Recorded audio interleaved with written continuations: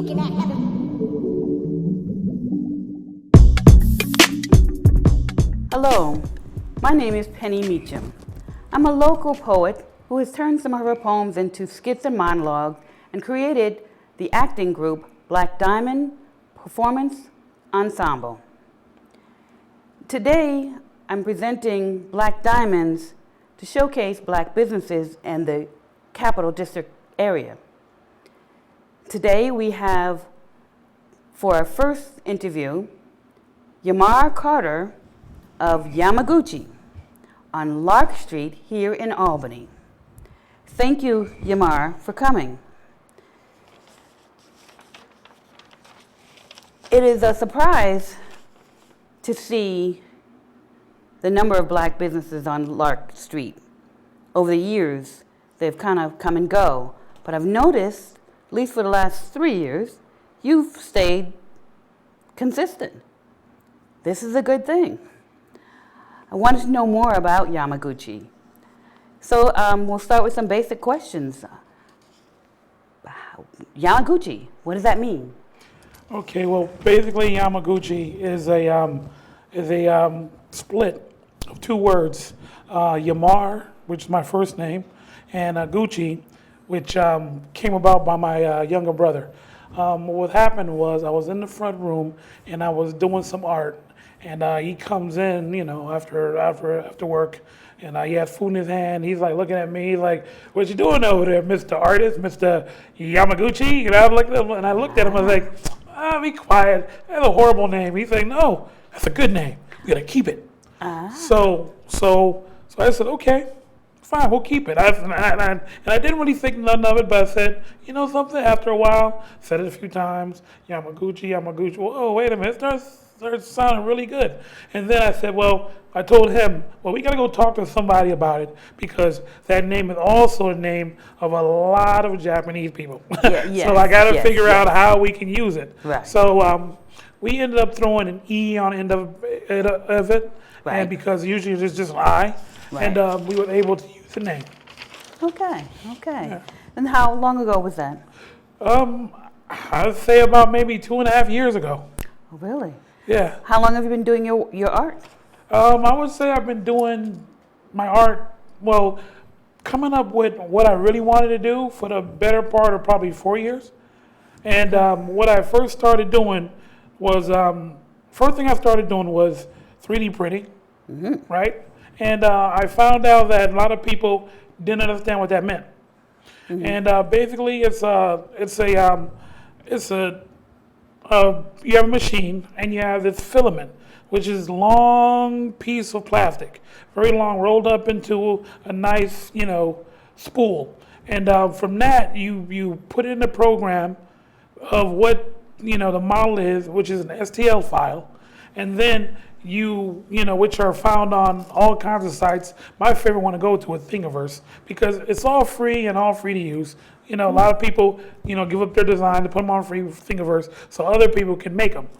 Okay, so you're talking about creating the actual image into 3D. So it becomes an actual, you take the drawing or whatever and make it into an actual thing. Yes, an actual thing. So okay. A drawing becomes something that you can hold in your hand. Okay. You can make a lot of things that are like very useful to you. You look on there and you'll find a thing for the house that you was like, oh man, I could make this instead of going out and buy it. Oh, okay. So say you wanted to make a fork. You can make a fork. You can make a fork, a spoon. You can even put your initials on them. There you go. Okay, I see what you're saying. So, okay, you draw a flower. You get a flower. You get a flower. Okay. And sometimes you don't have to go that far. Somebody has already did all the work for you, and all you have to do is just download the design, and then set your parameters up on your printer, and then let it go. And then it'll go for probably, depends on the print. It could take anywhere from 2 to 3 hours to a whole night. Oh. Depends on what it is. Okay, so that's almost, I'm thinking Star Trek at this point. Yeah, almost. Where you're putting in the idea, say, okay, I want this, and it spits it out. Yeah. Yeah. Ah, okay, good to know. We are Yamaguchi, and show you guys something I was working on. So what happened that I was at my job, and they decided that they sometimes redecorate, and they threw these lamps out, and I was like, oh, okay, you know what I'm saying? Can I have them? They said yeah. So I was like, well, cool. So it's kind of cool the bottom, right? So I said, well, let me get the shades. So I took the shades and I painted on them, and I did some light stone finish on them, so that when I put them on here, they're gonna be great. But also what I'm doing is I'm adding some mandalas to them, so they're gonna look even better. So what I'm doing here is I'm cutting them out. I pre-painted the wood so that you can see that all mandalas come out silverish, right? So right now it's cutting them out for me, so that when I take them, I'm gonna adhere them to each of these lamps, and then once I get them all together, they're gonna be like super perfect. So what happened now is the finish cutting, right? I'm gonna see if it cut right through them. So basically, take it up.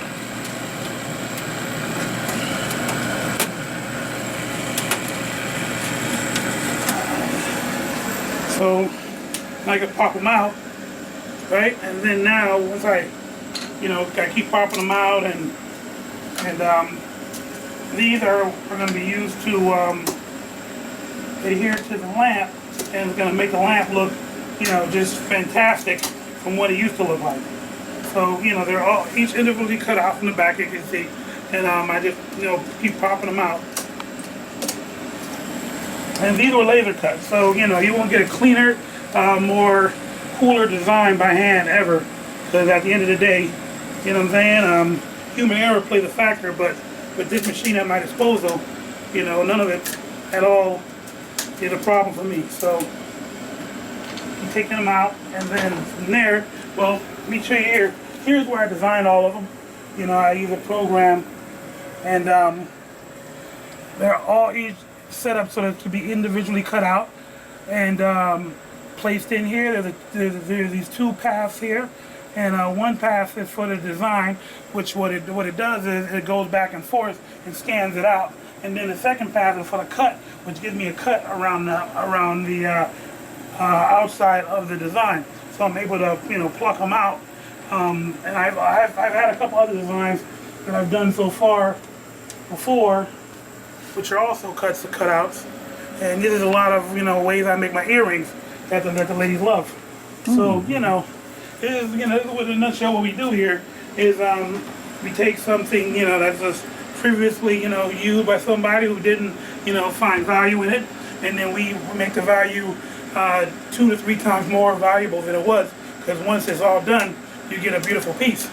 So now your drawings, like your wood carving, how'd you get to that?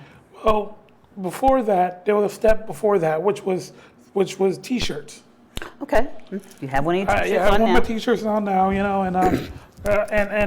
what I was It says doing. Hustle harder, by the way. Yep, hustle harder. Hustle And harder. and I dabbled in that. I even went as far as I bought a refurbished T-shirt machine. Okay. Okay. So again, I got to talk about my failures and also my success. The T-shirt machine, I wasn't ready for. Not so much, huh? Not so much. Not so much. You know what I'm Okay. saying? Because it required some other machines to make it work real good. Which of course I didn't even know to research on that, and I didn't do enough research, so it didn't really pan out for me. Okay, so it's not a fail. That's one of your trials along the road. So Right. what was next? Well, next was actually I was looking around to find out what I can do, other than 3D printing that could launch me in, just excite me, have me something to do. And what happened was I ended up visiting the Center of Gravity in Troy. Okay. Okay. And it's a membership-based program. You pay $100, you get to use all their machinery. You get to use their 3D printers, You get to use their machines. You get to use their computers. All of that, an umbrella of $100. Nice. So that's where I started my business at. Okay, wow. Here's where I designed So you started your business with what? When I got in there, again, I was trying to figure out what I needed to do or how I needed to make it happen. And I happened to look over, to the side, and I asked, it was a big red machine, red and black. And I asked, director, what I'm saying, which his name was Tom Tung at the time, what I'm saying, and he said to me, that's our laser cutter. I said, laser cutter? Laser My cutter. eyes lit up like, whoa, what is this? Some that? science. Well, who's got a laser cutter? So I said, all right, let me go over there and check it out. So I go over there, and there's a gentleman, and he's pretty much just, cutting some wood, and and he's just, making a little box. So I'm like, that's pretty cool. That's nice, a box. You know what I'm saying? I thought to myself, like, this can do more. Sure. And then I talked to Tom, and he said, yeah, I can engrave, I can do all kinds of stuff. Engrave. Okay. So I drew something up, I digitized it, I put it in the computer, and then I had it engraved onto a piece of wood. And when I looked at it, it was perfect. And I thought to myself, like, I can keep doing this over and over again and still come out perfect. Okay. I like this. You like that? Yeah, Okay. so then I was like, I'm open, bam. So I got my membership immediately. You know what I'm saying? I was there day and night, grinding away, trying to figure out how to use the machine. I mean, I've got headaches that had headaches. That's how bad it was, me trying to figure this out. Okay. So, once I started like really like getting into it, I started figuring out, well, I can make lamps. I can make this. I can make art. I can do everything I want to do, but in a way which is, excellent every time. And I thought to myself, like, wait a minute. What about bigger things like furniture and chairs and tables and all that? And I said, oh, wow. And I looked up those machines. Oh, those ones are very expensive. Like 50 grand just to get in on one that'll do a whole table. Okay. Which is, that's my future endeavor. Okay. But for now, I'm dealing with the lasers and I'm dealing with my 3D printing, and I incorporate all of them together to make a to make my art. Okay, so I know I've seen your keychains and earrings and lamps, and you have a very distinct drawing style as well. So it's not just I'm printing out shapes. It's a drawing style in particular. So how did you develop that? I mean, where did that come from? Well, that came from years of animation. Animation. Yeah, okay. yeah. I'm an avid comics, but I veer towards more of the Japanese stuff. Okay. You know what I'm saying? Anime. I mean, to the point where when I was 15, I had stuff that other kids wish they had, because I went to conventions, I did my research. I was deep into it. I mean, it's a while now where you can go online, you can watch whatever you want for free. Right. But when I was a kid, you had to buy cassette tapes. And cassette tapes ran $30 for 30 minutes. Oh, wow. Exactly. How did I get that? But that was your passion. That was my passion. So for me, I went to conventions. They had tapes there for $10 a pop. You know what I'm saying? So I would get them there, go home. I couldn't even understand half the language. You know what I'm saying? But there was something there for you, something that sparked you. So I'm getting the pattern here where you're following your passion. Right. You're following where it leads to, and like you joined, what was it called, the creative? The Center of Gravity. Center of Gravity, and they had the tools there to spur you on more, to see what's possible. Right. I love that. That's fabulous. Okay, and so now fast forward, you have your business. There's so many people who love what they do, but then when it comes to business, it frees up. That's like, right. Like the Holy Grail is having your own store to close your door on your business. How do you get that? Well, that was due to my brother, who believed in me, and he was the first to put up, the funds for me to Oh, for us to bless get you, to. brother. Yeah, well, bless my brother. You know what I'm saying? I love him. Wow, okay. And that's why I work my butt off tirelessly, day in and day out. Weekends, I'm there. I'm there. Okay. You want to know who Yamar is? I'm at the store. He's at the And store, if I'm okay. not at the store, I'm at the center of gravity, working something big out. Sure, You sure. know, so Okay. so he funded the first startup money to get into the place, and I had to come up with all the art to put into place, which was very, very. I mean, I'll tell you, when you have to put product up, Yeah. it's a lot harder than just putting the money up. You got to have the inventory. Sure. Yeah, Sure. so that means a lot of hours because I didn't have my own laser, so I had to go to center of gravity to make everything. So I spent most of my time in Troy making stuff and then bringing it back there to sell. You know, Okay. so Okay. so and my main thing is like somebody told me something that a customer came in and he said, "So you make this and manufacture?" I said, "Yeah." He said, "That's crazy. You mean you don't buy it across? You don't buy it?" And I said, "No. Everything I get is either recycled or given to me." So it's original art. Yeah, because you only find one piece. You only get one piece. If I only find one box, there's only one box. You get, if I only make one lamp, it's one lamp, and when Okay. it's gone, it's gone. And I It's gone. don't like to do doubles. Okay, no, but that's the beauty part too of you go in there, there's a find because that's only one of that, Right, and that's the beauty part of art. right, You can put yourself into it and see that, nobody else can do this like you. right, Okay, right. fabulous, fabulous. Wow. What has been the most difficult obstacle so far?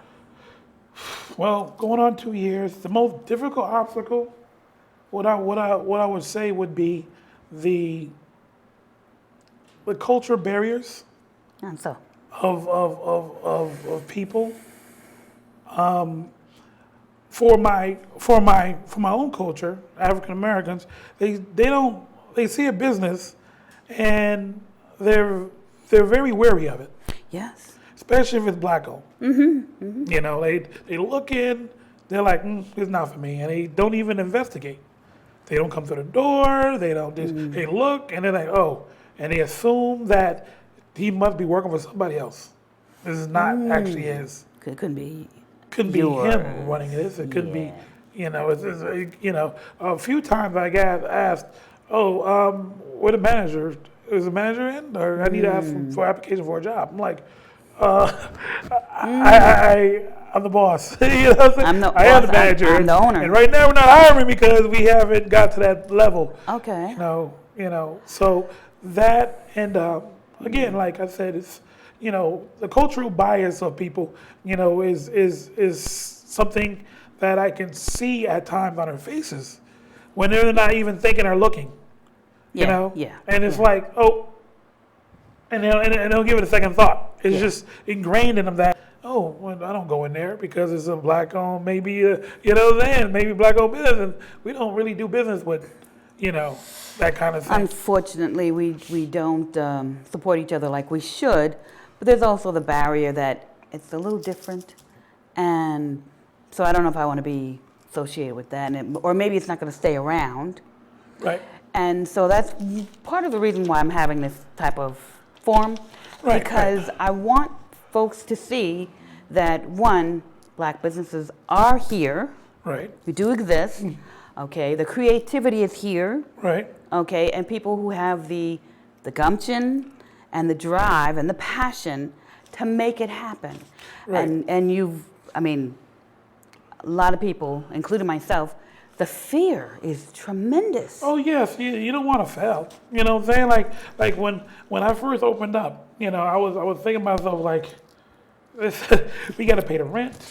We got the lights to get on. Yeah. We got to pay all the stuff. And I'm thinking, yes. I gotta come out. I'm thinking I had to come out of pocket for everything. Yeah. And at first let's tell the truth. I was terrified. Yes. And That's real. And it was, but when I had my first customer, being terrified sort of started to leave. Mm-hmm. And then my second customer came in. There you go. And it started to really alleviate. Mm-hmm. And then before you know it, I had my rent paid for the month. All right. Okay. You know, so I'm like, wow, we're really doing it. Okay. You know, so you know, in doing that, there was some other thing that was scary because you know now I had to learn, register. You know what I'm saying? How to handle money. Keep how to handle money. You know what I'm saying? Yeah. Credit cards. People need how to take those. How to I need machines for that, and I need and I tell you what, if I had to do it again, I would go with a Square machine. It's very good for business. Okay. You know, you could take it with you. I mean, even though they take a little bit of money from you for doing it. Mm-hmm. Oh, I've seen those where you just hook it onto the computer or and it's just easy and just swipe it. Or you put on your phone and be mobile when you have to go somewhere. Yeah. You know? I've seen those. So that was a very good thing we got. Okay. You know, and the funny thing about it, like first we started out with just I mean, it's funny now because I look back like, wow, we were really bare bones. So first we started out with a phone like that. And we took cash and then we wrote our receipts and we're like, okay. And then from there we ended up getting a actual kiosk. Okay. So I'm like, okay, take the iPad, put it in there. You got your card and people put a card in, take it out, and I would email them or text them their own receipts, which is pretty cool. Yeah. And I'm thinking, well, you know something? We need receipts. Mm-hmm. I want to get somebody some paper. Right. You know, so again, more research, there's another add-on. Mm-hmm. So I added on a register. I had to get change and nickels and dimes. And all that was go to the bank and ask for all that is crazy. So now I got my 20s, 10s, and 5s and 1s. Yeah. And all my little nickels and dimes. I'm like, wow. So it sounds like it's really a growth process as you're doing this. As you go along, you continue to grow, but you got past that initial fear. And it's 2 years and you're still in business. Yeah. All right. Now, what are the few of the achievements that you're most proud of? Well, I would like to say that I'm most proud that, I have been here 2 years. That's one of them. Somebody said, "Oh, the business last 6 months, a year in." I'm thinking like 6 months. I'm thinking I need to go beyond that. So 6 months went by. Okay, I'm beyond that, but I'm not really feeling it. So I said to myself, "Let me see it again." So somebody said, "Oh, it's 2 years." I'm like, "Okay, 2 years." So I'm like, "Oh, we do 2 years. Oh my God, we're there." So again, it's and growing also, we've also added a few more machines to our to my creative process. Okay. I recently added a SLA machine, and what that does is I put in resin into a vat, and I put a cover over it, and there's a little light under it that shows images of the 3D printing item I want. And what it does is it builds it up from the resin, which is a goo. Mm-hmm, you know what I'm saying? Just imagine shampoo. Yeah. So imagine out of shampoo rises up an item. Your item. Uh-huh. Yeah. So with that, I can make these really dainty, small earrings, impossible shapes you could never get anywhere else. I could do a lot of different things incorporated with my jewelry. Okay. See, it's creativity. Plus the technology, the new technology that's out here now, and this is so inspiring. This is really inspiring. I didn't, something you do every day, and then somebody else sees you like, oh, that's inspiring. Unless you do it every day, I know, but that's why I wanted you to come on. So we hear this, but also that other people are watching, and they're seeing you, and you don't even know how you're encouraging other people. For the creativity, for the strength to stand, right? and then come on Lark Street, right? That's huge. Yeah, I don't know if you really get that, but I know that you. It means a lot.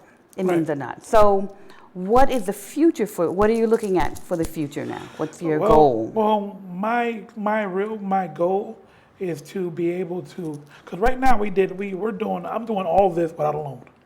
I haven't been to the bank yet. I haven't even, got a loan for Really? 50 or 100 grand to start to open up a big old shop Yeah. and well, that's my next endeavor.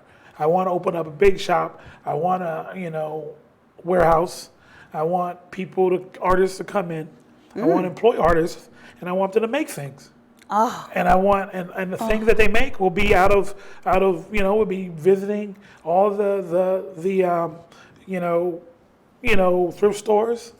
We'll be visiting the Goodwill. We'll be visiting Salvation Army. Scrapyards And we'll probably. get all those items. Even the big tables. Because once I get that machinery, wow. Okay. Because so just imagine, what's your favorite Egyptian character? ISIS. Okay, so you just say you want ISIS on this table.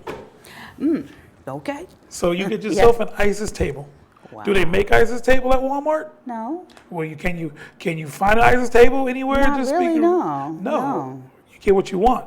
So all your furniture can be ISIS. You can add a King Tut to it or Queen Nefertiti, and you know what I'm saying. Your walls could be also designed because with those images. So you get something that you want that's specific to you at a price that's very tangible for you. That's true. You're reasonable price, and I love that as well. That's so exciting for the future of artists in this area because I feel that there's so many different talents just they're bumping all over the place, and so to hear that you have an idea for us, a future for us, a plan for us, because I'm not seeing it in Albany at large. They don't seem to be friendly to artists. Yeah, they're not. Well, even friendly to artists. Artists need to be friendly to artists. You know what I'm saying? Because again, like I have this mentality of a church. You have all these members. You ever look at a mega church and then people come up and say, "Oh, I have all these problems," and all of it's just for money and whatever, but but you looking out to that audience, all those millions of people or thousands, hundreds of thousands of people in the audience, and there's your salvation there. If you know that each one of those people in the audience of 1,000, 100,000 people gave up $1, whatever you're going through, over. But they won't do that. You're gonna be sitting that preacher on a jet flying over the West End. But I want mine to be a church like that. Okay. Where guess what? Oh, you're artist. You want to do something? Guess what? We got everything here. Okay. Okay. So Let's make you famous. So the resources are basically in our house already. Yes. I got you. And and actually I came at a an idea, and it's still it's going to be called, actually, once I get everything where I want it to be, it's going to be called One House. One house. Yeah. And nice. under this house, under the One House, you got everybody in their subsidiaries, whatever business name they want to call themselves. Okay. You know what I'm saying? Nice. But remember, they're all working at one house. Right. We can give them the resources to do their thing. Oh, that's exciting. That's exciting. I have to say that my director has given us the word Right, here. right. But thank you. You have made this so easy for my first taping. Oh. And I wish you so much success for this future. I want to see it. I want to see it too. Yeah. I am so proud. Thank you. Thank you. Thank